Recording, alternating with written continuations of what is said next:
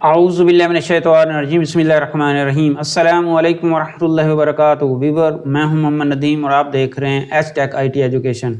Viewer, आज का मेरा टॉपिक है क्लासेस, ऑब्जेक्ट्स एंड मेमोरी। अब सवाल ये पैदा होता है कि इसको जानने की क्या ज़रूरत है कि क्लासेस, ऑब्जेक्ट्स और मेमोरी का आपस में क्या रिलेशनशिप है, या क्लास मेमोरी के अंदर क्लासेस कैसे क्रिएट होती हैं, ऑब्जेक्ट्स कैसे क्रिएट होते हैं। देखें, जब आप कोई प्रोग्राम बना रहे होते हैं तो सिर्फ प्रोग्राम को बना लेना और उसकी कुछ इंस्ट्रक्शंस को टाइप करने के बाद प्रोग्राम को रन कर लेना ये कामयाबी नहीं होती, बल्कि जो आपकी असल कामयाबी है प्रोग्रामिंग के ऊपर वो ये है कि आपको ईच एंड एवरी जो आप इंस्ट्रक्शंस लिखने जा रहे हैं प्रोग्राम के अंदर, उसके बैक एंड पे आपको पता होना चाहिए कि वो जो मेरी इंस्ट्रक्शंस है उससे मेरे कितने रिसोर्सेज यूज़ होंगे, मतलब कितनी मेमोरी यूज़ होगी, कितना CPU यूज़ होगा, और इसके अलावा उसकी जो आउटपुट है वो क्या फास्ट होगी या स्लो होगी, या उसकी जो प्रोसेसिंग होगी वो फास्ट तरीके से होगी या स्लो होगी। तो इन चीज़ों के बारे में जानना बहुत ज़रूरी है। तो यही वजह है कि जब आप अच्छे जो प्रोग्रामर्स होते हैं उनको इन चीज़ों के बारे में क्लियर होना, वो क्लियर करते हैं और ये होना भी ज़रूरी है। अच्छा, अब दूसरे नंबर पे अगर फ़र्ज़ किया आप प्रोग्रामर नहीं भी हैं, अगर आप स्टडी कर रहे हैं, स्टूडेंट हैं, तो डेफिनेटली एग्ज़ाम्स के अंदर आपके ये कंसेप्ट क्लियर चेक किए जा सकते हैं कि भाई आपने क्लासेस क्रिएट की, ऑब्जेक्ट क्रिएट किए, तो मेमोरी के अंदर ये कैसे यूज़ हो रहे हैं, कौन सी चीज़ें शेयर्ड हो रही हैं, कौन से नहीं हो रही। तो इस वजह से ये एक बहुत ज़्यादा इंपॉर्टेंट टॉपिक है। तो आज मैं इस चीज़ के ऊपर इंशाल्लाह आपको ये चीज़ें क्लियर करूँगा। तो चलिए चलते हैं आज के हमारे टॉपिक की तरफ, और टॉपिक है क्लासेस, ऑब्जेक्ट्स एंड मेमोरी। अच्छा, ये देखें कि जब हम ये कहते हैं कि जब हम ये कहते हैं कि सपोज हम ये कहते हैं कि जी हमने एक ऑब्जेक्ट क्रिएट किया है, तो इसका मतलब ये है कि इसके अलहदा सेपरेट मेमोरी के अंदर जी आइटम्स हैं। तो इसका क्या मतलब है? इसी मतलब का मैं आपको जवाब देता हूँ, और वो ये है कि फ़र्ज़ किया आपके पास एक क्लास है, क्लास स्टूडेंट, ठीक है, और उसके ये जो ऑलरेडी हम पिछले ट्यूटोरियल के अंदर यूज़ कर चुके हैं प्रोग्राम के अंदर, इसको क्रिएट करके और इसके ऑब्जेक्ट क्रिएट करके देख चुके हैं। अब इसके कंसेप्ट क्लियर करने जा रहा हूँ आपके। ये देखिए, हमारे पास दो डाटा मेंबर्स हैं। फ़र्ज़ किया ID है, यानी कि स्टूडेंट ID है और स्टूडेंट नेम है, और इसके दो मेंबर फंक्शंस हैं, gate data and show data.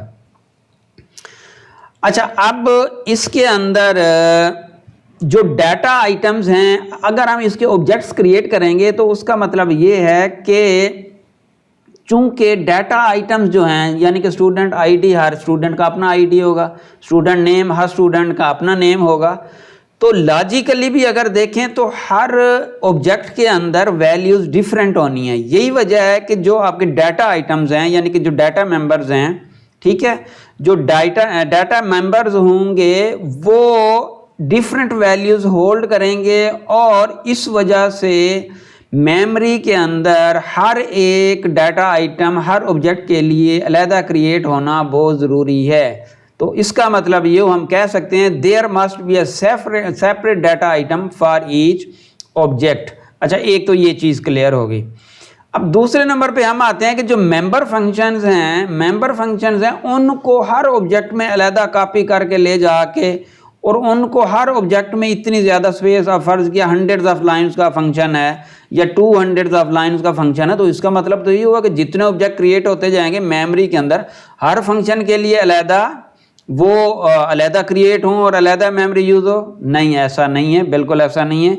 जब आप ऑब्जेक्ट क्रिएट करते हैं तो मेमोरी के अंदर क्या होता है, मेमोरी के अंदर आपके पास ये जो डाटा आइटम्स हैं ये तो सेपरेट होंगे हर ऑब्जेक्ट के, लेकिन हर ऑब्जेक्ट जो फंक्शंस है वो कॉमनली शेयर कर रहा होता है, कॉमनली यूज़ कर रहा होता है। तो इसका मतलब चूँकि हर ऑब्जेक्ट के लिए जो फंक्शंस हैं वो आइडेंटिकल हैं, यानी कि वो बिल्कुल सेम हैं, तो इस वजह से जो आपके पास मेंबर फंक्शंस हैं वो मेमोरी के अंदर एक जगह पे क्रिएट किए जाते हैं, प्लेस किए जाते हैं, और हर ऑब्जेक्ट उनको जाके यूज़ करेगा। अच्छा, ये तो क्लास के अंदर मैंने अभी आपको दिखा दिया। तो दो यहाँ पे कंसेप्ट क्लियर हुए हमारे।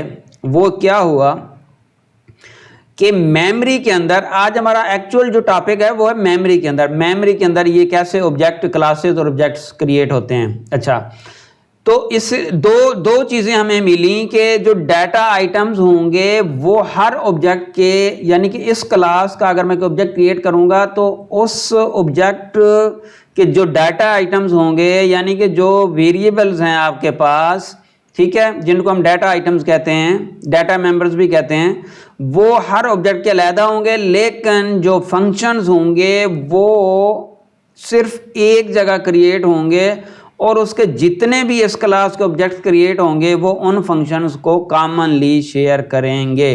अच्छा, ये तो क्लियर हो गया, ये हमारा ये कंसेप्ट। अच्छा, अब आगे चलते हैं। आगे ये देखें अब होता क्या है। होता यह है कि फ़र्ज़ किया मेरे पास एक क्लास है जी, मैंने ये प्रोग्राम के अंदर एक क्लास क्रिएट की, ठीक है, उसका एक प्राइवेट पार्ट है, उसके अंदर ये स्टूडेंट आईडी, ये स्टूडेंट नेम, ठीक है जी। उसके दो मेंबर फंक्शंस हैं, गेट डाटा, शो डाटा, ठीक है।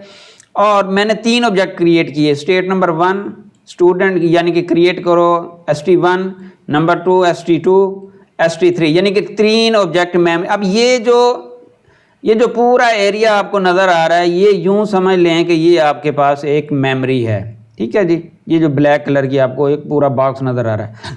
अब इस मेमोरी के अंदर जो ही मैंने ये इंस्ट्रक्शंस दी तो इससे क्या होएगा, इससे ये होएगा कि object number 1, object number 2 and object number 3 create हो जाएगा। और जो ही क्रिएट होगा तो फ़र्ज़ किया स्टूडेंट नंबर 1 इसको मैंने आईडी असाइन कर दिया 200 और उसका नेम असाइन कर दिया आसिफ। इसी तरह ऑब्जेक्ट नंबर 2 को 201 और उसका नेम काशिफ, और 202 उसका नेम आमिर। अच्छा, अब मेमोरी के अंदर ये देखें, ये जो आपके पास जो डाटा आइटम्स हैं, ठीक है, यानी कि वो वाला पार्ट जिसके अंदर हम डाटा स्टोर करना है, वो बिल्कुल हर ऑब्जेक्ट का अलहदा होगा। ये इस ऑब्जेक्ट का है, ये इस ऑब्जेक्ट का है, ये इस ऑब्जेक्ट का है। लेकिन जो मेंबर फंक्शंस हैं मेमोरी के अंदर वो एक जगह ही क्रिएट हुए हैं, एक जगह क्रिएट हुए हैं। जब आपने अपनी क्लास क्रिएट की है तो वो क्रिएट हो गए हैं, और अब उसके बाद जितने भी ऑब्जेक्ट्स क्रिएट होते जाएंगे वो उन्हीं जो एक जगह पे क्रिएट हुए हैं मेंबर फंक्शन उनको यूज़ करेगा। यही वजह है कि ये देखें, मैंने जब आपको ये ऑब्जेक्ट शो किया है तो ऑब्जेक्ट के साथ ये देखें, ये जो ब्लू कलर का एक सर्कल मैंने बनाया है, ठीक है, इनसर्कल किया है इसको। तो इसका मतलब ये है कि ये ऑब्जेक्ट 1 है, इसके ये डाटा आइटम्स हैं और ये मेंबर फंक्शन है, ठीक है जी, ये इसका पार्ट हो गया। इसी तरह ऑब्जेक्ट 2 है, ये इसके मेंबर फंक्शंस हैं। और अब ये रेड कलर के अंदर जो सर्कल बता रहा है वो ये बता रहा है कि अब ये ऑब्जेक्ट है, इस ऑब्जेक्ट का मेमोरी के अंदर इस तरह से रिप्रेजेंटेशन होगी कि ये उसके डाटा पार्ट होगा और ये उसके जो डाटा मेंबर्स होंगे। इसी तरह ऑब्जेक्ट 3 का, तो ये वाली चीज़ है कि मेमोरी के अंदर इस तरह से। अब ये इसकी रीज़न क्या है? इसकी रीज़न ये है कि चूंकि ऑब्जेक्ट के अंदर जो डाटा आइटम्स हैं वो तो चेंज होने ही होने हैं, उनमें से तो हर एक की अपनी वैल्यू सेम भी हो सकती है, लेकिन मोस्ट ऑफ द केसेस, यानी कि कह लें कि 80-90% हर एक का अपना डाटा होगा। देखो ना, स्टूडेंट 1 है, स्टूडेंट 2 के साथ वो कोई नेम या फादर नेम कोई मैच हो तो सकता है, लेकिन उसका डाटा तो अपना है ना, अलहदा, यानी कि हमने अलहदा स्टोर करना है। लेकिन जो मेंबर फंक्शन है इसके ऊपर जो एक्शन परफॉर्म कर रहे हैं वो ज़ाहिर सबके लिए सेम होगा, तो उसको अलहदा रखने की ज़रूरत नहीं है। तो लॉजिकली भी ये डाटा आइटम अलहदा होने चाहिए और मेंबर फंक्शन ऐसे अलहदा होने चाहिए। तो यही वजह है कि जब आप C++ प्रोग्रामिंग के अंदर ऑब्जेक्ट्स और क्लासेस क्रिएट करते हैं तो मेमोरी के अंदर उसकी इस तरह से रिप्रेजेंटेशन होती है। अच्छा, इसके साथ एक और इम्पॉर्टेंट चीज़ वो ये है कि स्टैटिक डाटा और मेमोरी, यानी कि क्लासेस के साथ अगर हमारे पास कुछ स्टैटिक मेंबर्स हैं, क्लास जब हम क्रिएट करेंगे तो उनका क्या होता है। ये देखें, फ़र्ज़ किया पहले ये एक प्रोग्राम, सैम्पल प्रोग्राम, वही स्टूडेंट का प्रोग्राम है मेरे पास। ये बाकी आईडी और नेम तो ऑलरेडी हम देख चुके हैं। एक मैंने स्टैटिक वेरिएबल ली है, ठीक है, स्टैटिक वेरिएबल ली है और उसको मैंने नाम दे दिए काउंट का। फ़र्ज़ किया मैं ये करना चाहता हूँ कि अक्रॉस द क्लास या अक्रॉस द कॉलेज में काउंटर लगाना चाहता हूँ कि जब भी कोई नया स्टूडेंट क्रिएट हो तो मेरे पास उसका काउंटर है कि इस वक्त कितनी तादाद हो चुकी है। फ़र्ज़ के कॉलेज लेवल पे स्टूडेंट 1 2 3 4 5 6 एंड सो ऑन।